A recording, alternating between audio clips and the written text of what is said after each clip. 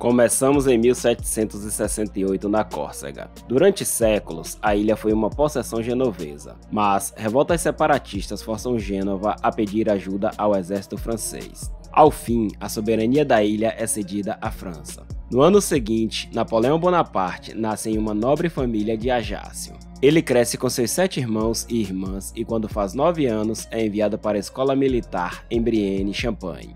Napoleão, um bom aluno, é admitido na Escola Militar de Paris, onde se especializa em artilharia. No ano seguinte, aos 16 anos, é nomeado segundo tenente da artilharia de Valência.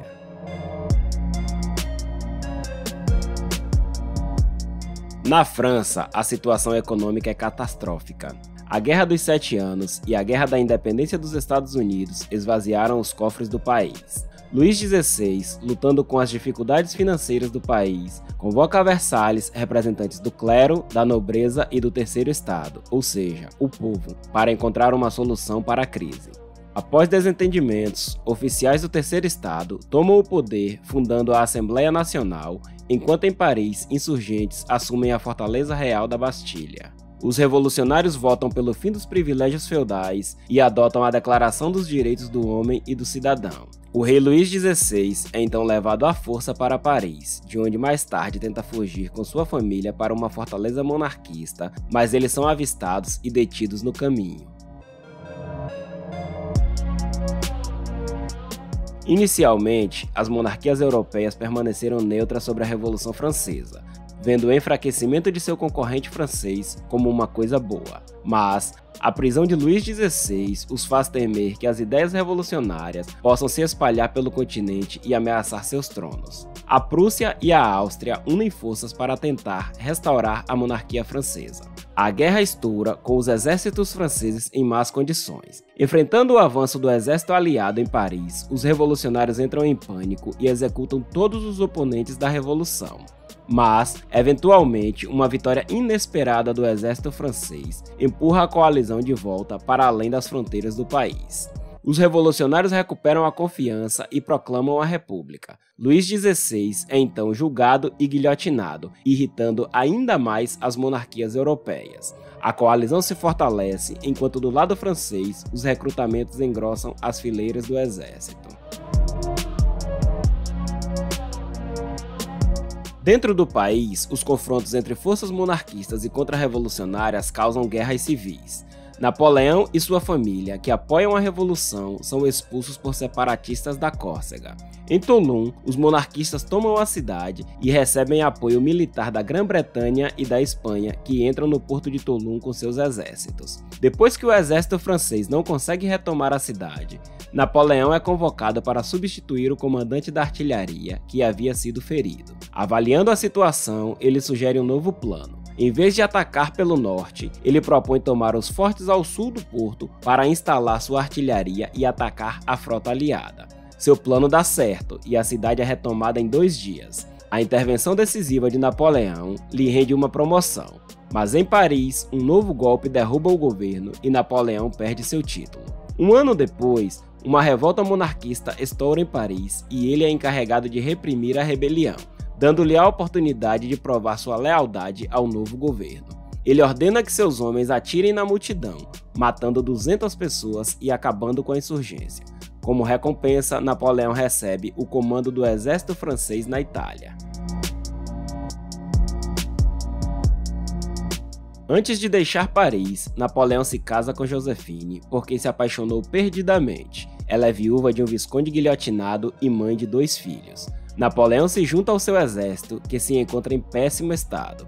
Seus homens estão mal alimentados, mal equipados e não são mais pagos. Napoleão logo assume o papel de líder carismático e motiva suas tropas prometendo-lhes as riquezas do norte da Itália. Neste momento, 2 exércitos estão estacionados lá, um exército piemontês e um austríaco. Napoleão está em menor número e sabe que se os 2 exércitos se unirem, ele não terá a menor chance. Seu plano é avançar rapidamente com suas tropas, colocar-se entre os 2 exércitos e combatê-los separadamente. Em 10 de abril, ele lança seu ataque. O plano funciona, e após algumas batalhas, ele derrota o Reino da Sardenha.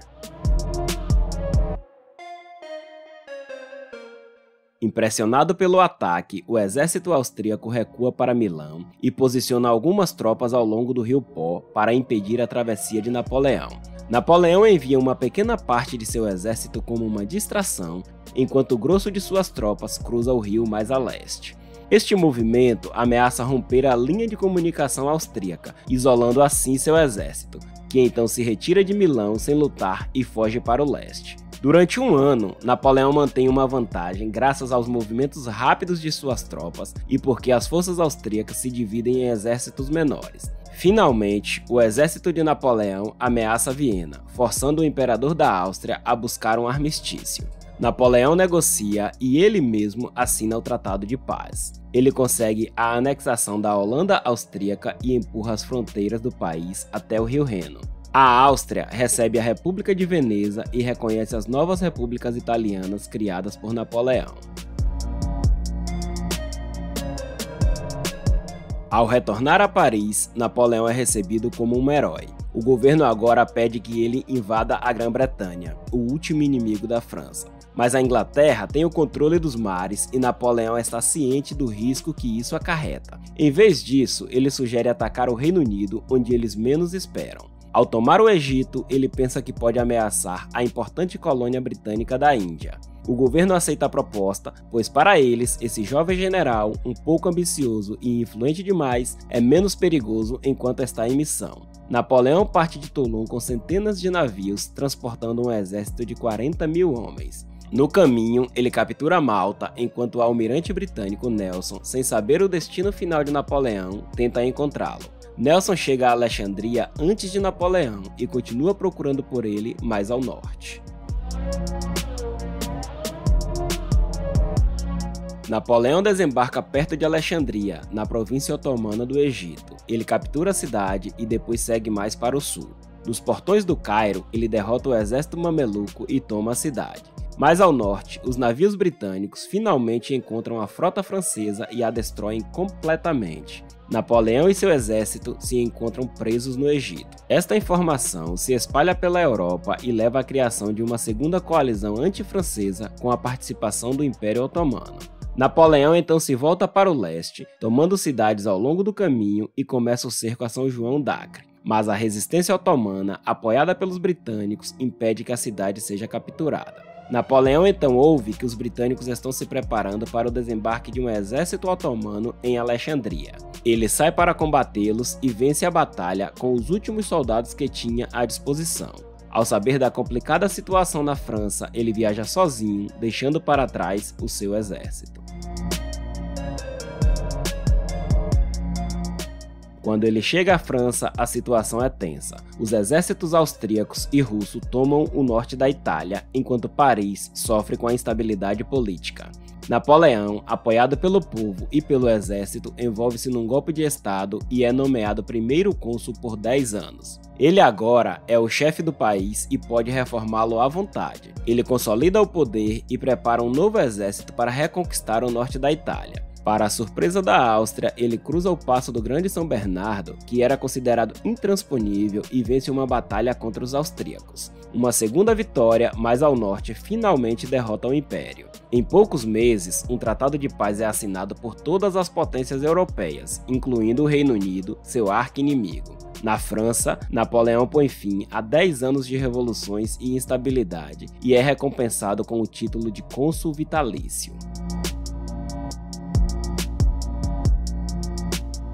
Napoleão aproveita o tempo de paz para reformar o país. Ele reforma a administração, a economia e a educação. Começa a escrever o Código Civil e reestrutura completamente o exército do país. Além da França, ele continua com sua política expansionista e intervencionista, redesenhando fronteiras à vontade, o que irrita outras potências, especialmente o Reino Unido, para quem a França é um risco muito grande. Ciente da situação, Napoleão vende a Louisiana aos Estados Unidos para financiar futuras guerras e evitar que o território caia nas mãos dos britânicos. A guerra recomeça, mas o Reino Unido não tem recursos para atacar a França em seu território, e em vez disso decide se concentrar em esforços diplomáticos para reunir outras potências. Napoleão, que escapou por pouco de um ataque, sabe que está em perigo. Ele tenta sustentar o novo modelo francês, criando um império, esperando que os valores revolucionários permaneçam fortes caso ele morra.